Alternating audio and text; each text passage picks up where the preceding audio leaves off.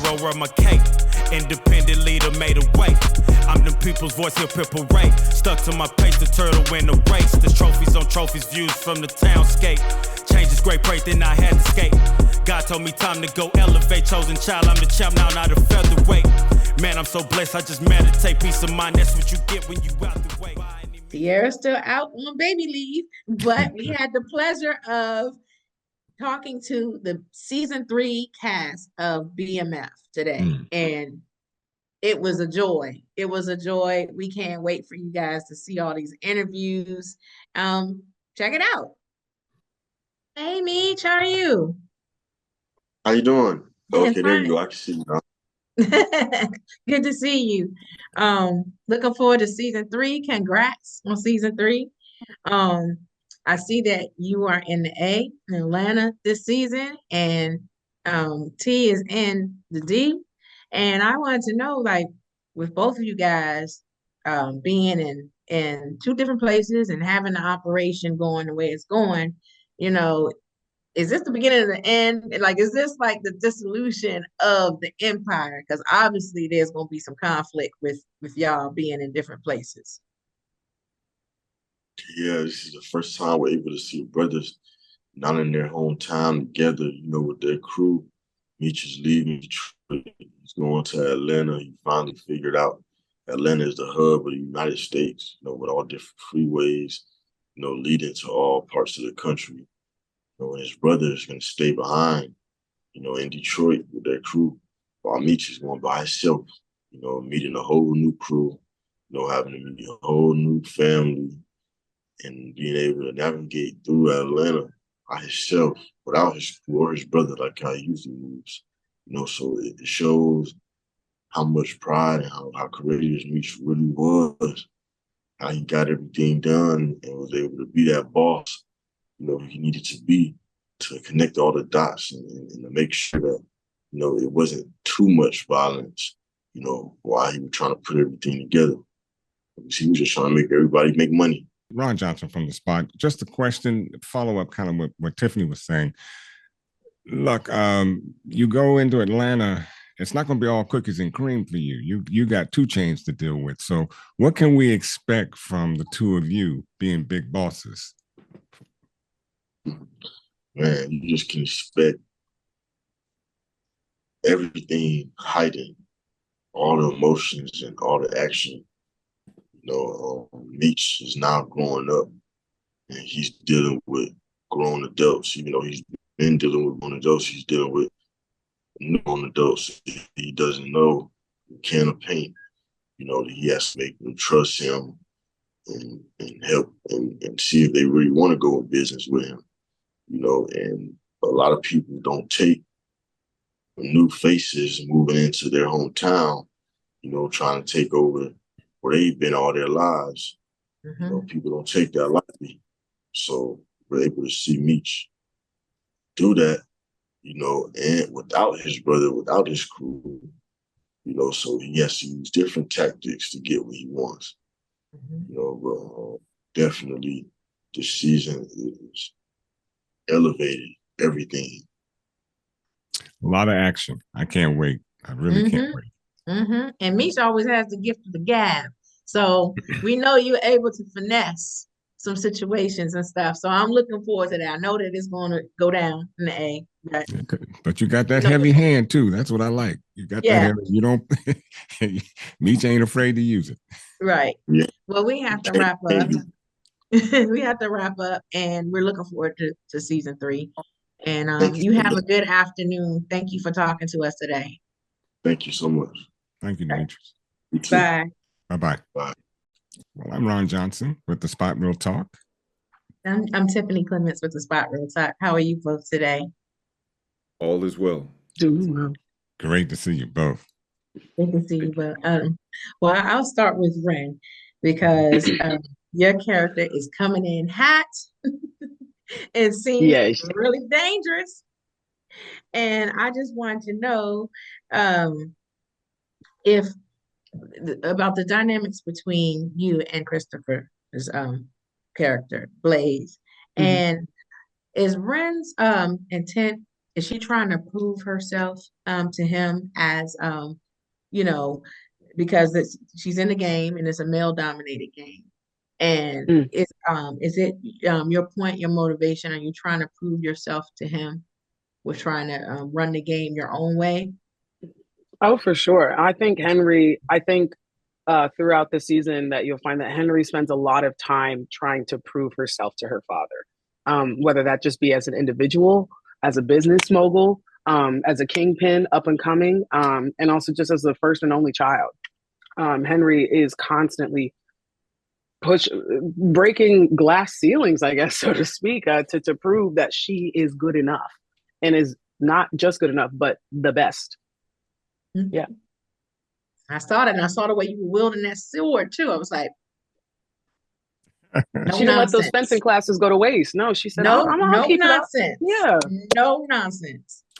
Well, Christopher, I'm gonna throw this one at you. Okay. Your daughter, Should I duck? yeah, you may have to. Your daughter is wilding out, and Oh yeah. And my question is, might that have any concerns with your business, political career? How can you control her? Well, that you touched on the very core of the problem. She wants to prove herself, Mhm, in terms of being a capable and effective leader mhm. in my organization. That's the goal, the objective that Henrietta has. And yet, what I see is chaos. Mm. I see consistent chaos. No matter how much passion Henrietta might have to prove that she can be trusted, I do not trust what I'm seeing. That's the problem. So there you have the obstacle, and we're going to see where it takes us throughout the journey. But that is the core issue: trust, loyalty, and consistency. That's what's needed, but not necessarily being experienced. Right. I can't wait to see you. You had me on the floor with the Jamie Foxx show, and I can't wait to Yeah. see you with this. Yeah. I was gonna say that. I've been a fan since the Jamie Foxx show. My son wanted me to hold up the season of DVD of season 1 to show it to you. Oh my goodness. Oh, you know Yeah. what? I appreciate the love and the acknowledgement very much. That show was 5 years of pure joy. Pure joy. Mm. And then It showed. and then BMF Mhm. is deep joy on an entirely different level, meaning it's delicious to me to go from comedy to drama to action to back to comedy to back to drama. But a lot of people don't realize I've done far more drama in my career, Mhm. Mhm. both in the Mhm. theater Yeah, and yeah, in yeah. front of the camera, than I have comedy. But Mhm. I love all of it. I love Mhm. all of Well, there's going to be some good eating on BMF this season. it. You better Yes. believe it. You better Okay. believe it. No, seriously. The little kid inside of me, Mhm. obviously I wouldn't give away any spoilers whatsoever, but this is must see TV right here. All right. It is. It Telling you is. right now, It check is. out season 3 of BMF. No All Okay, worries. these we gotta different, wrap all up. these, all these different storylines, electric, powerful, unpredictable. Yeah, buddy, is what I say. Yeah. I can't wait. And Ren, you're a boss. You're a You're boss. I different. saw you. You're a boss. Thank you. I'm He doing is it. no Thank you. joke. Ren is a boss. I'm with that. Unfortunately, we got to wrap this, but thank you both. Really. Thank you so Great to much. talk Thank with both you. of It you. was a pleasure talking to you Thank you. guys. Have a good afternoon. Yes. You All do the right, you same. too. Bye bye. Okay. Well, I'm Ron Johnson with the Spot Real Talk, along with my beautiful co host, Tiffany. Hi, great to Hi. meet you. Nice to meet you. So, Tiffany, take the first round with Heather. Okay. Okay. My question to you, welcome, Heather. It's so exciting to see that you are the interim showrunner for BMF this season. We had the privilege of interviewing Randy Huggins, so we're very familiar with him. And I just wanted to know, like this season or season 3, like was it still a collaborative effort? Did you have to go in a different direction? Does this season still reflect his vision? Yes, absolutely. So because I was his right hand season 2, I knew what his vision was for season 3. And I felt like that was such a God's timing thing, knowing that. So we got to execute, and it was Tale of Two Cities. T in Detroit, Meech in Atlanta, and the streets, pro sports, and hip hop starting to collide. Thank you. Excellent. Well, I have so many questions, but my one question, so that I don't bump heads with Tiffany. This question comes with there's so much complexity between the Flannery brothers this season, and so basically, I want to know from your take, how do you see their success in season 3? They're really expanding. They're not teenagers anymore either.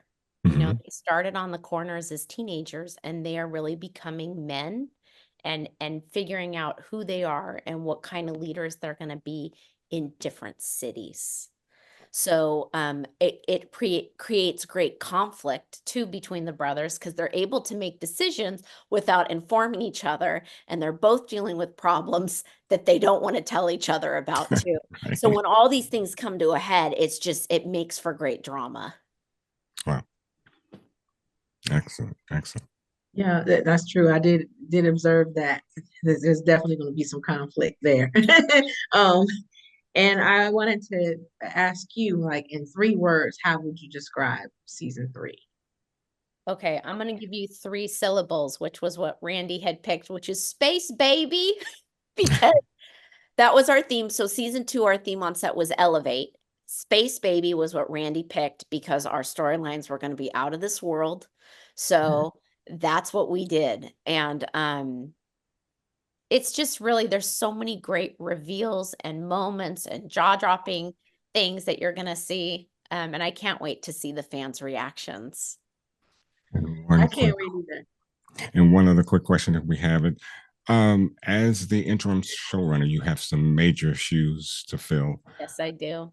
Are there any nuggets that might come more germane to you that you may be able to instill in season 3? In the writer's room, we're all sharing our own backstories, and so we're always taking things from our personal lives and infusing them into the show, and that was something that Randy did in the room also. We had the same writing staff that he had put together for season 2, and we call it bleeding on the page. Okay. How's that? Yeah, that's what we do. We bleed on the page.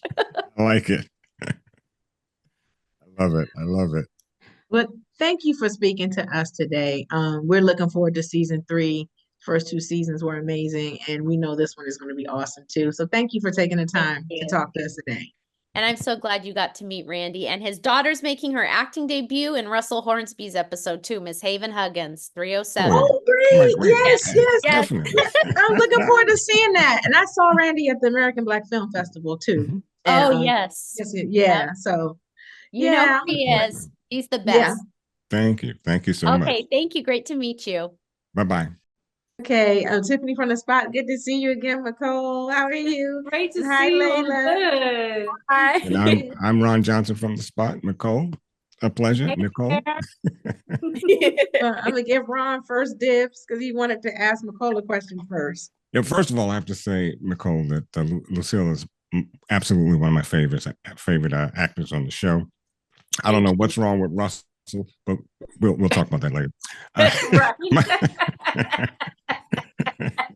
But my question to you is, there was so much emotion and depth coming from you in season 2. And of course, with the divorce of your husband and everything. But I want to know, in season 3, is there a redemption coming your way with a new love relationship here? There is some redemption here, and we'll have to see where that goes. There is, little someone that pops up in Lucille's life, and she has, opportunities on her plate now, and she's considering some things and giving herself permission to step into her power and just see herself, to discover, more of who she is, and feeling deserving of that time to give to herself. That's Yes. hot. Okay. Yes. Yes, it's about time. It's her time. Right. My question is for Layla, because Nicole always seems to be catching strays. Like, you're always impacted and on the sideline with everything, like Darius. She's on the sideline witnessing her father's infidelity, and then with Meech and Terry's nonsense and stuff. So I'm just wondering, like, you're growing up now in this new season. What headspace are you in? Sure. Yeah, absolutely. Having to sort of watch her family fracture at times, having to, see everyone sort of separate before her when she, historically has kind of acted as glue, or kind of has, tried to be sort of a just glue for her family to keep them together, or, try to worry about everyone or do everything she can for her family when they needed her. I think in season 3, you kind of see her shift her focus a little bit more to herself and make decisions for herself. She's a teenager, and so she's coming into herself and making those decisions, for better or for worse, because she's young and she's figuring it out, but she's giving herself the chance to explore life and explore what position she wants to play in this game of life. And so I think that she, deserves, just like Mom, I think she deserves that chance. Yeah, wishing happiness for both characters, season 3. Right. Absolutely. Yeah. Well, Nicole, I'm a former Howard Bison myself, so Hello, HU. you know, I started to say, I hate that, but you know what I mean. I know what I know what you mean. I just want to piggyback on what Tiffany said, because you are young and there's so much you have to deal with your brothers now in 2 different cities, and your mom going through the divorce. How are you mentally in season 3? What's going on with you? I think Nicole has, unfortunately, but historically, been used to dealing with things like that. I think that this season, the newness comes from her not actively, and she does still sometimes, but not actively as much trying to fix everything for everyone else. Meech is literally somewhere where she can't, influence him really. And, Terry is focusing on his own family that he's making, and creating, and then and her mom is her mom and her dad is her dad, and so what can she really tell them? And so she's kind of like, okay, she's stepping back. Okay, well, Mama is wearing pantsuits now and jumpsuits, and she is going out on the town. And, I'm growing up too. And so I have, a right to, and of course I still care and I'm still loyal to my brothers and loyal to my family, but I need to know who I am as well. And so I'm going to, maybe with a little bit of mouth, maybe with a little bit of rebellion, but I'm going to figure that out for myself and figure out what it looks like, Nicole, the grown one, a little bit. All right. Go, Sassy. Yes. I'm looking forward to season 3 and looking forward to seeing both of you do your thing. We have to wrap now. And so it was a pleasure speaking to you both. It's always a pleasure speaking to you, Nicole, and it's a pleasure meeting you, Layla. And so wishing you both a fabulous afternoon. Thank you so much. Thank you both. It's great to see you guys. Great to see you too. Thank you so much, Nicole. Bye-bye. Okay, well, I'm Ron Johnson with the Spot Real Talk. And I'm Tiffany Clements with the Spot Real Talk. Hi, Kelly and Morgan. How are you both? Hi. I'll go first then. Ladies before gentlemen, always. Okay. I'll start with Kelly, because you're in an interesting position this season, and it seems like you're starting off with a little distrust of the department and new partner and everything. And I just wanted to get your take and what your headspace is like for this season, coming into season 3. season 2, I was the newbie. I came in all idealistic and thinking that I was going to save the world. And Bryant really sort of took me down that, that dirty path. And I come into season 3, soiled and bruised and literally scarred, trying to save Kevin and Bryant and myself. And I'm demoted and I got this new partner thrust upon me, who looks like she should be coming out of a fashion magazine as opposed to a cop. And so, yeah, there's a lot of testing that needed to go on to see whether or not she was capable and able to have my back. And I think that she really, pulls through. Answer my question for Kelly.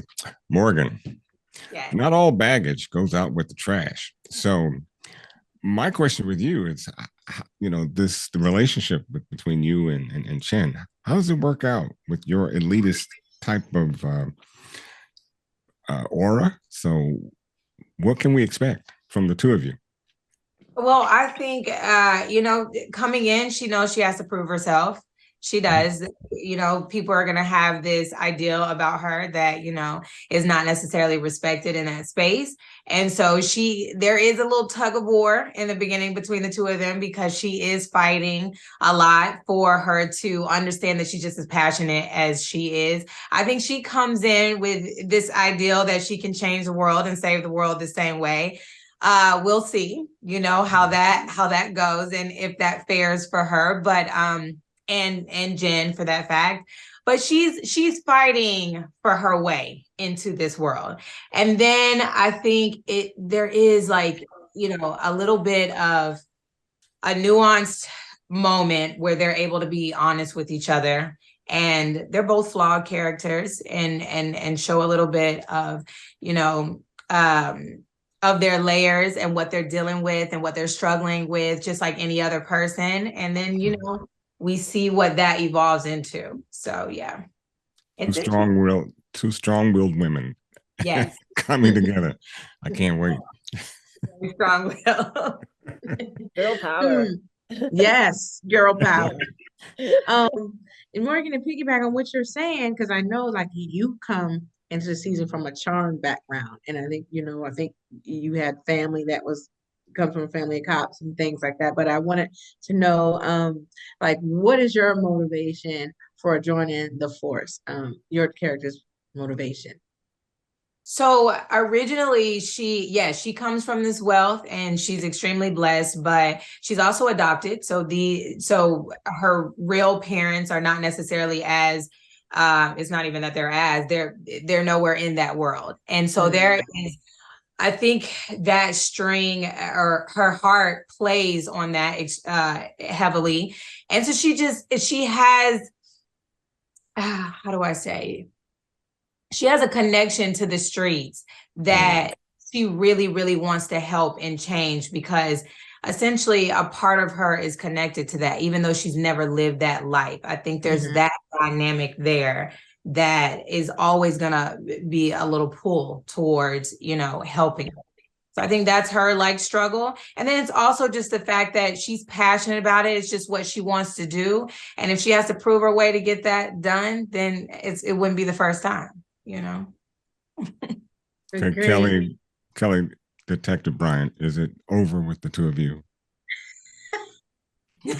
Can it really be over with Brian? I mean, that man just he drugged me down, and he's still I'm still cleaning up his mess in the start of season 3, trying to dust myself off, but there is no dusting off. It's a stain.